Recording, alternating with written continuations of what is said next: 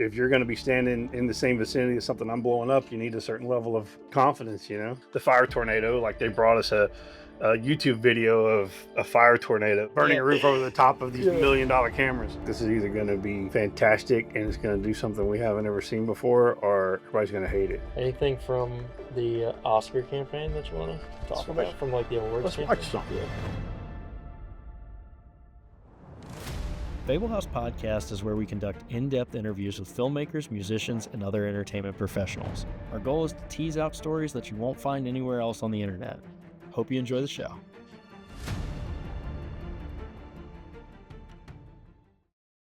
Yeah, Maddie was the first one to say, like, hey, that train's not there. Oh, yeah? Looking at that, yeah. That was one where, I'm normally looking for that stuff and I didn't even notice that because I was just like, oh, it's just a set piece, Yeah, that stuff there was, all that twin work was difficult for them. Yeah. Well, and I loved how he talked about how it's like their footprint in the snow part. I was like, man, that's a great explanation for why that first shot is that way. When did you first see a cut of the film? Oh, I didn't see it until they did the premiere in town. Oh, wow. Yeah, I didn't see any of it before that. What was your thoughts? Like this happens for us in post all the time. It's like we see the dailies and we're like, is this gonna be a good show? The first time I saw something cut together was on stage the last day we were shooting, and it was the day we were doing the burning roof. Mm. So at lunch, they pulled up some stuff they had cut together in kind of like a trailer format. Yeah. And that's the first time I was standing there and I saw that and I'm like, this is really cool. Like, this is either going to be fantastic and it's going to do something we haven't ever seen before, or everybody's going to hate it. Yeah. But it felt special. I mean, it felt special when we were making it. It felt special before we started shooting, because of the crew, That's the way everybody was. And it went from the top down, like the director, the way Ryan Coogler is as a human, like he was very collaborative the entire way. Like, he knew the vision he wanted. He knew how to describe what he wanted to see, and he didn't get into the ins and outs of how you're going to get there. Yeah. He gave you the image you wanted, and then let you come to him with a way you thought you could do it. That's awesome. And I think that he did that with every department. Yeah. You know what I mean? And I think that made it special. Yeah, that sequence in particular, I look at that and I go like, I could hear somebody in my head pitching that idea of like, look, we're going to move around the room and you're going to see all this music through the ages and Yep. all this talent and all this stuff. And I could see people's eyes rolling on that pitch, like of being like, this is going to be cheesy. Yes. And then when you look at it, you're like, oh man, this is beautifully executed. Iconic. Yeah. Yeah. Like it's going to be one of those shots that people remember forever. The burning roof was one of those things, and a lot of these things about a lot of the details about the film didn't come out all at once. Like I never received a script that was complete until we were deep into shooting. Interesting. So I'd get bits and pieces of information because they were trying to guard the property, right? Mm-hmm. I think there'd been a leak earlier on with the information about the script, and so they didn't want that to happen again. So I think they safeguarded information, and Ryan's process is sometimes to develop it as we go. Yeah. Something will happen in the process of prep, and they'll be like, well, if we did that though, then that would make this cooler if it went this way. And different things kind of moved around in the script. Like the beginning that was in the script isn't the beginning in the film. Oh, So interesting. yeah, the scene where Sammy comes in with the guitar. that wasn't the start. Okay. The start started at the farmhouse when Remic's running in and he's smoking, smoldering. That was the opening sequence of the film. But I think, and this is second, third hand, information, but I understand that the test audiences had trouble bridging the gap from that opening scene being that to when the vampires were. It was too long between those two things happening. And so the fix became move that scene. Yeah. And you had enough of a hint with Sammy coming into the church that kept you interested in what's really going on here. Very cool. There were a few other things like that. There's a scene with the snake where the snake comes back to life after. And there's a mouse that comes over to the snake, and the snake comes back to life and bites the mouse. Yeah. That went away. But that was one of those moments where they were figuring out how to bridge some of these things. Yeah. Well, and I could see why the snake coming back to life would be in there, right? Right. Yeah. Yeah, something to sell that this is a surreal world. And, Yeah. but it's there's so many different things that happen with the movie, and to hear other people weigh in on what they think somebody else's idea was, or what this meant, or what that meant. If you weren't there, you have no idea. Right. This particular project, there's so many layers to it, between the music and the acting and the costumes and the subject matter and the vampires and it just keeps going on and on and on. One of the things I love about the vampires in this movie is that it's a return to like vampires are evil things, like something to be afraid of. It's not yeah, glamorous. exactly. No more twinkling. No, exactly. It's not romantic. Like, you don't want to get bitten. Exactly. Yeah. But yeah, the biggest thing was that firework, like we were talking about. Yeah. When I saw that cut, was it the last day of shoot.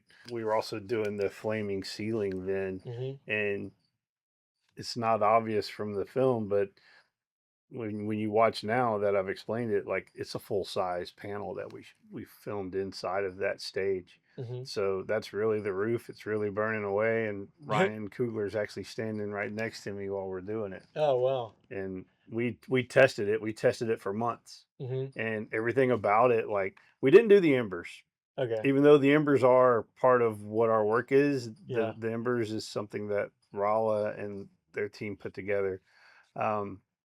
Guido and Espins, the other two artists that are nominated with us for the Oscar. But the roof, we actually burned the roof.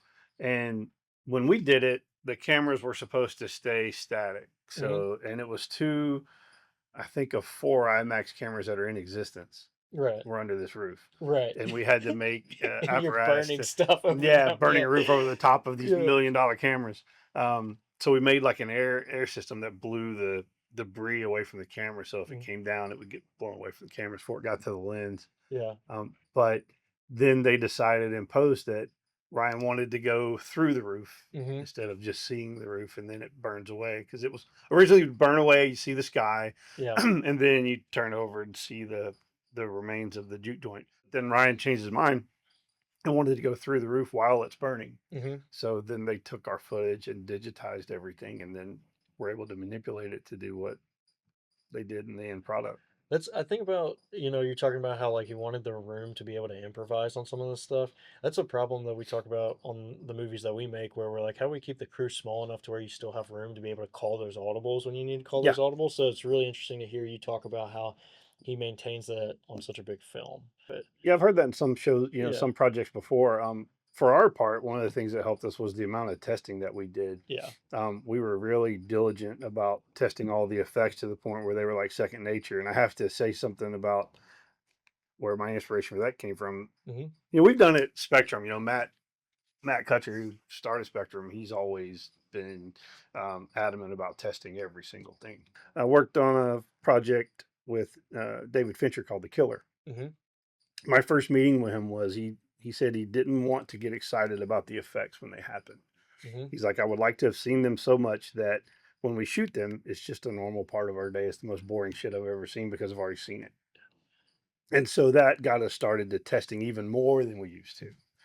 And with Sinners, we did that. We tested everything just 20, 30 times. That's awesome. More. I heard about in this scene, they wanted to hire like real Native Americans for the scene where like they're hunting them down and all that stuff, but the guys didn't know how to ride a horse or something like that.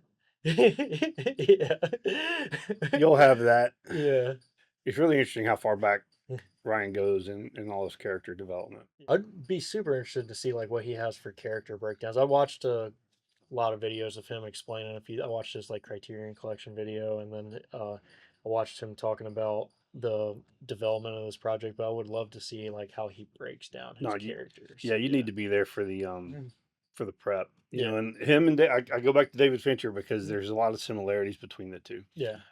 That I noticed in working with Ryan. Obviously Ryan Coogler's a younger man, and he's got 18 years of experience, whereas Fincher, you think he was born doing it. But both of them come out with a binder that's about the same thickness. And both of them open those binders up every day on set. And both of them continue to put things into and take things out of that binder, and that binder is what's driving their work.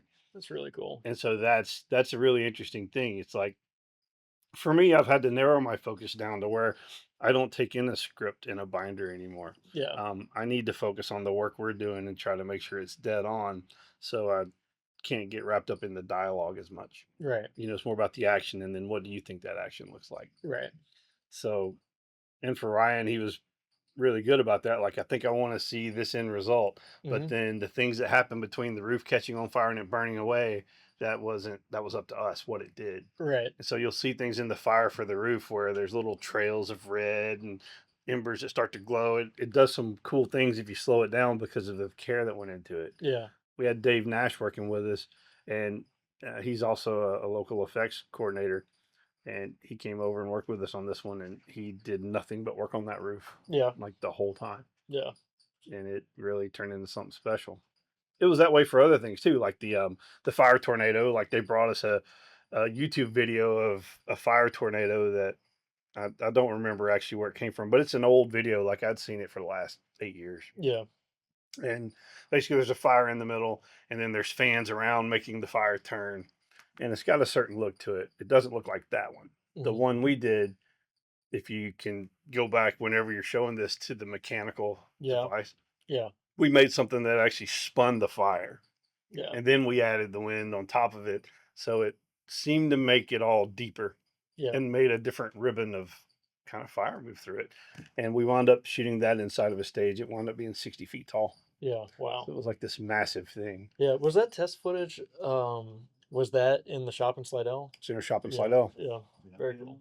Yeah, we've talked about that a lot in our presentations in Los Angeles too, about everything we did was grounded in reality. Everything that the VFX artist touched was grounded in something real, so that there weren't problems with scale. There weren't problems with, well, that wouldn't look like that. And I think that's why it's so believable. And it's also a battle that we've had to fight, because at the start of our conversations, people were like, there's VFX in Sinners. Yeah. You're like, what VFX are in Sinners?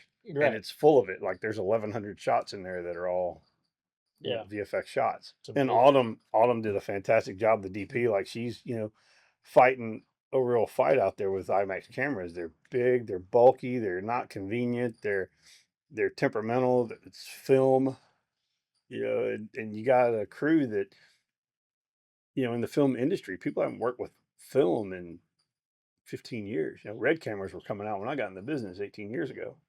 Yeah. And it's been a long time since things were shot on film, much less IMAX film. Yeah. So for her to manage that equipment, that crew, and get the footage she got, like, it's fantastic work. It's amazing.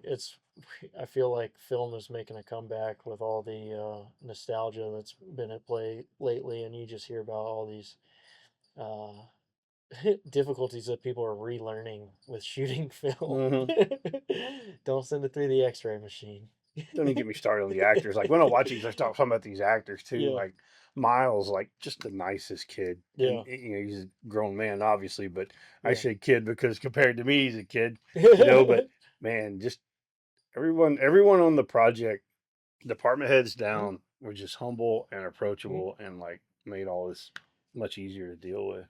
Anything from the Oscar campaign that you want to talk about from like the awards Let's campaign? watch something. Yeah. So the thrill montage, after we go through the roof, you come down on the juke joint that's burned out, right? So linking up these two sites was a thing.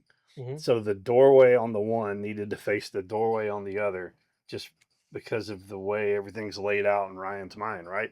So you have them looking out the doorway of the juke joint to see this happening over there in his mind's eye somehow. I don't know how to explain how we got there, but this wasn't approved until probably a week or 2 weeks before we were going to shoot this.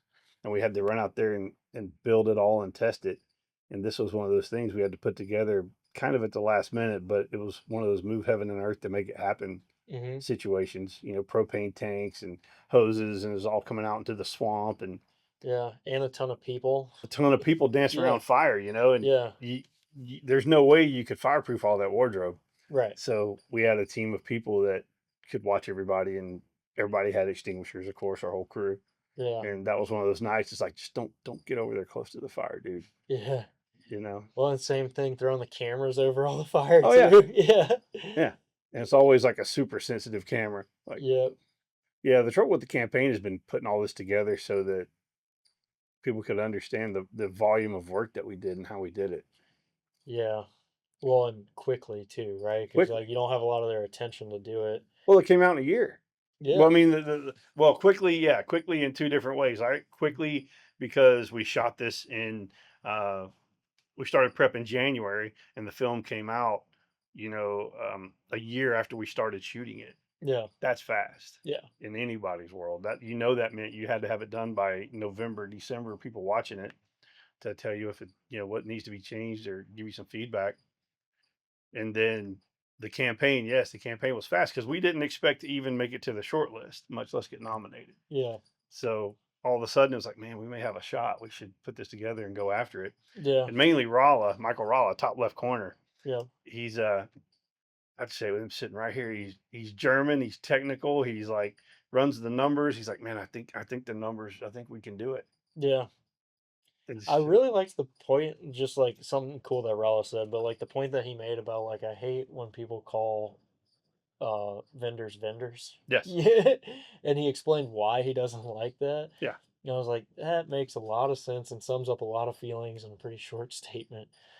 Oh yeah, and in the film business in general, Yeah. it's you're not just a number out there. Yeah. And that's, we've all Yeah. all in this room have worked together for Yeah. years, and if you're going to be standing in the same vicinity as something I'm blowing up, you need a certain level of Yeah. confidence, and Yeah. comfort.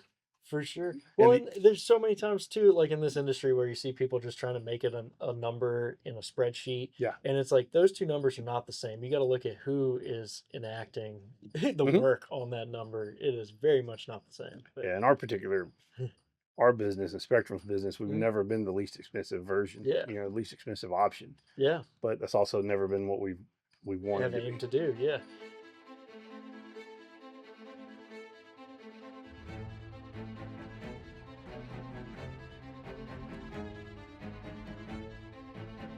Thank you for joining us for another chapter here at Fable House. We're a production collective and a community of filmmakers based in the swamps of Louisiana, and we travel worldwide. We're always on the hunt for our next great collaboration. Simply put, our goal is to make movies with our friends. If you have a project or a story that you think works well with what we're doing here at Fable House, feel free to reach out to us through the website, fablehouse.tv. Or if you know someone that we should have on the show, let us know in the comments. Till next time, keep chasing the craft, and we'll see you in the next episode.